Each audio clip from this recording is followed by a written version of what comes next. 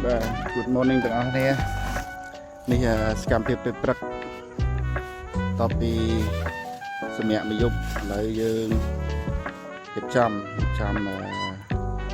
អាហារពេលព្រឹកនេះនៅវាលស្រែប្រាំងស្មាត់កំពុងតែរៀបចំអាហារពេលព្រឹកដ៏ឈ្ងុយឆ្ងាញ់នេះបាទមានស្អីខ្លះនេះមានបាយកកបាទដាំបាយកកកាហ្វេ